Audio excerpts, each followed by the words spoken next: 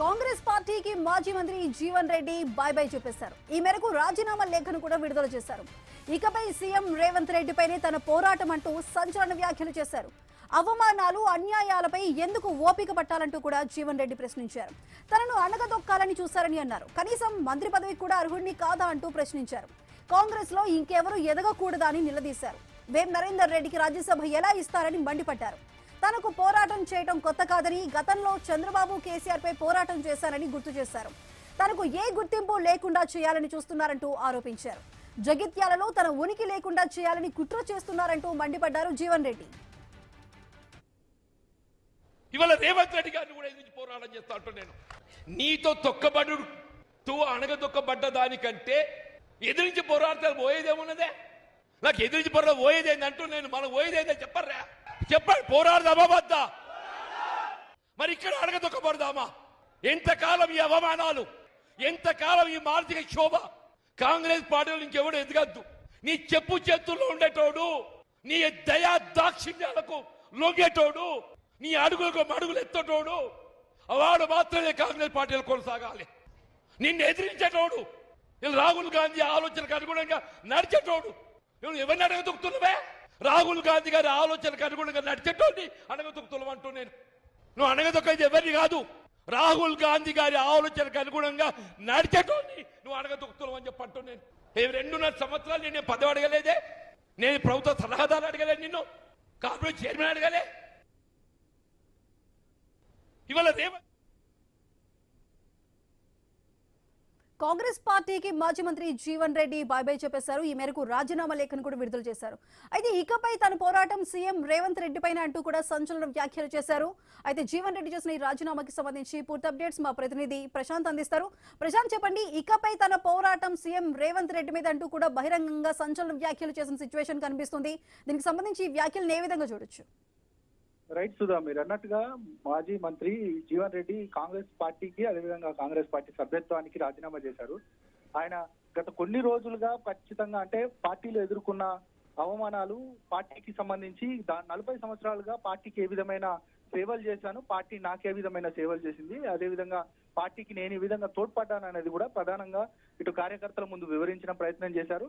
అదేవిధంగా ఎన్నో ఒడిదుడుకుల మధ్యలో 40 సంవత్సరాల సుదీర్ఘ ప్రయాణాన్ని బాధాతప్త హృదయంతోనే నేను ఖచ్చితంగా ఈ అంటే కాంగ్రెస్ తో అనుబంధం అనేది విడదీయలేనిది, కానీ ఖచ్చితంగా పార్టీలో జరిగిన అవమానాలు, అదేవిధంగా పార్టీకి సంబంధించి ముఖ్యంగా రేవంత్ రెడ్డి పైన విరుచుకుపడిన పరిస్థితి కనబడ్డది. రేవంత్ రెడ్డి ఖచ్చితంగా ఆయన సీఎం కావాలని నేను కోరుకున్నాను, కానీ ఆయనే నాకు కాలయముడు అవుతాడనేది కూడా నేను ఊహించలేకపోయాను. ఆయన ఖచ్చితంగా పార్టీలో జరిగిన ఏదైతే మొన్న 2024లో జరిగిన ఎన్నికల తర్వాత పరిణామాలు మాత్రం తీవ్రంగా నన్ను కలిసివేసేది కూడా ప్రధానంగా చెప్పారు. స్థానిక ఎమ్మెల్యేకి సంబంధించి కొంతమంది అనుచరులు, నా ముఖ్య అనుచరుని, నా సోదరుణ్ణి నడి రోడ్డు పైన పూర్తిగా హత్య చేసిన తర్వాత కూడా పార్టీ ఏ విధంగా స్పందించలేదు. పార్టీకి సంబంధించి కూడా ముఖ్యమంత్రి ఒక కాంగ్రెస్ కార్యకర్తకు ఒక భరోసా ఇచ్చే ప్రయత్నం చేయలేదు. వాళ్ళ కుటుంబానికి కూడా ఏ విధమైన భరోసా ఇచ్చే కార్యక్రమం చేపట్టకపోగా మళ్ళీ అన్ని రకాల నన్ను ఇబ్బందులు పెట్టారు. ఇక దాదాపు సీనియర్లుగా అయిన వారిని కాకుండా ఎవరైతే అడుగులకు మడుగులొత్తుతారో పార్టీకి సంబంధించి ఎప్పుడో పార్టీ నుంచి వెళ్లిపోయిన వారు, అదేవిధంగా ప్రధానంగా శ్రీనివాస్ రెడ్డి ఏదైతే నిజామాబాద్ కి సంబంధించిన పోచారం శ్రీనివాస్ రెడ్డిని కూడా క్రోడీకరించారు. దాంతో పాటు కొంతమంది ఎవరైతే పార్టీ నుండి మిగతా పార్టీల నుంచి వచ్చిన వారికి అందలం ఎక్కించారో వారందరినీ కూడా క్రోడీకరించారు. ఇప్పుడు పార్టీకి సేవలు అందిస్తున్న సీనియర్లందరినీ కూడా ఎందుకు విస్మరిస్తున్నారు? మేమంతా ఉన్నాం కదా, హనుమంతరావు లాంటి వాళ్ళు, మధుయాష్కి గౌడ్ లాంటి వాళ్ళు, అదేవిధంగా మాలాంటి వాళ్ళు మేము ఈ కనబడట్లేదు. పార్టీ కష్టాలలో ఉన్నప్పుడు పెద్ద ఎత్తున మేము ఉద్యమించాము, ప్రజల వద్దలను ఉన్నాము.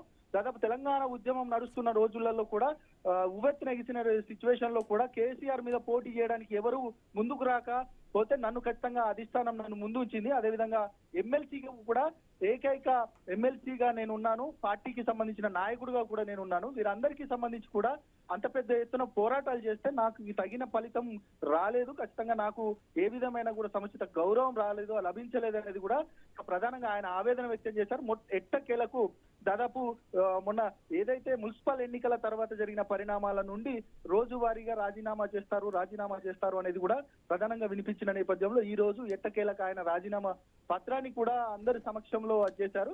ఖచ్చితంగా ఆయనకు జరిగిన అవమానాలకు సంబంధించి కూడా ప్రతిదీ క్రోడీకరించి ఏఐసిసికి అదేవిధంగా కాంగ్రెస్ పార్టీకి సంబంధించిన వారందరికీ కూడా పంపించే ప్రయత్నం చేశారు. దాదాపు ఇప్పుడు ఏదైతే భవిష్యత్ కార్యాచరణ ఖచ్చితంగా ఇప్పుడు ఖచ్చితంగా నేను ప్రకటిస్తాను.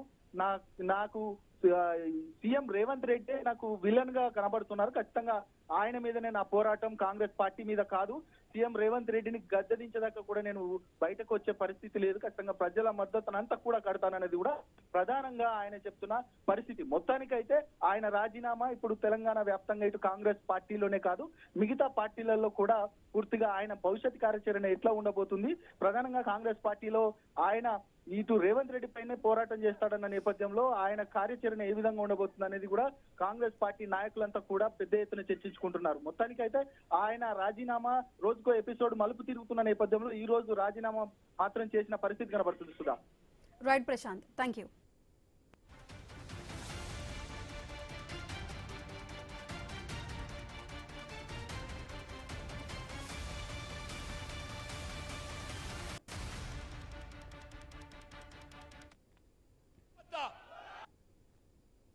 ఇవాళ రేవంత్ రెడ్డి గారిని కూడా ఎదిరించి పోరాటం చేస్తా అంటూ నేను నీతో తొక్కబడుతూ అణగదొక్కబడ్డ దానికంటే ఎదిరించి పోరాడతారు పోయేదేమున్నదే.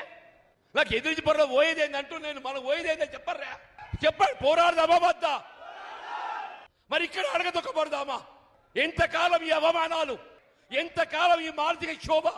కాంగ్రెస్ పార్టీలో ఇంకెవడు ఎదగద్దు.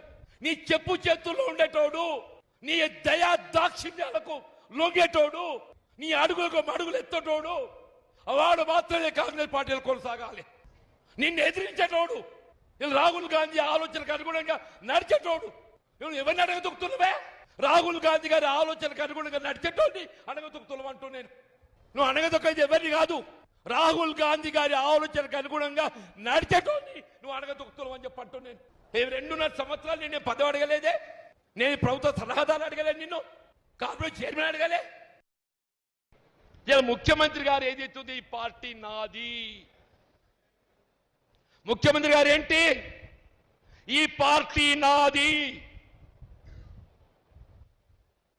నాకు ఎవడైనా అడ్డం వస్తే తొక్కుతా. ఎంతమంది తొక్కుతావు ఆయన? నువ్వు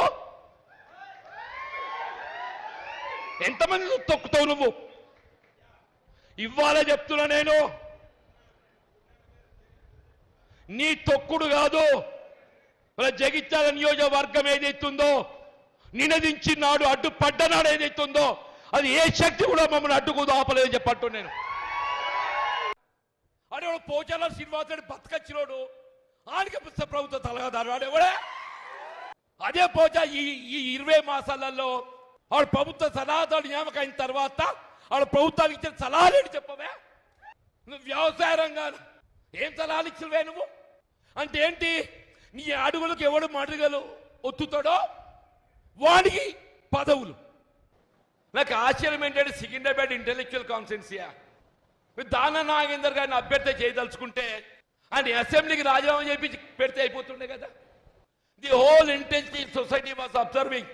ఒక ఎమ్మెల్యే ఒక రాజకీయ పార్టీ గుర్తింపుతో పోటీ చేసి ఆ గుర్తింపును రాజీనామా చేయకుండా అదే గుర్తింపుతోని కొనసాగుతూ ఇంకొక రాజకీయ పార్టీతో పోటీ చేయడం అనేది వాట్ ఇండికేషన్ ఇట్ గివ్స్? అది పార్లమెంట్ ఎన్నిక. But for it we lost that Secunderabad seat. చేవలాడో రంజిత్ రెడ్డి, అక్కడ ముందు సునీతారెడ్డి పాపం అమ్మాయి మహేందర్ రెడ్డి ఆ ప్రాంతంలో అనౌన్స్ చేసిండే. ఆయన కాదనేది అవుతుందో ఇంకొని పట్టుకొచ్చిండు రంజిత్ రెడ్డి అని చెప్పాను. Ex MP from that constituency from BRS. People are so voice, వాళ్ళు మనం తక్కువ అంచనా వేయద్దు. దాని ప్రభావం ఏదైతుందో మహబూబ్ నగర్ ఓడిపోయింది సీఎం గారి సొంత పార్లమెంటరీ కాన్స్టిట్యున్సీ. దాని ప్రభావం మహబూబ్ నగర్ సీఎం గారి సొంత పార్లమెంటరీ కాన్స్టిట్యున్సీ ఓడిపోయింది. వి లాస్ట్ మహబూబ్ నగర్, వి లాస్ట్ చేవెళ్ళ, వి లాస్ట్ సికింద్రాబాద్.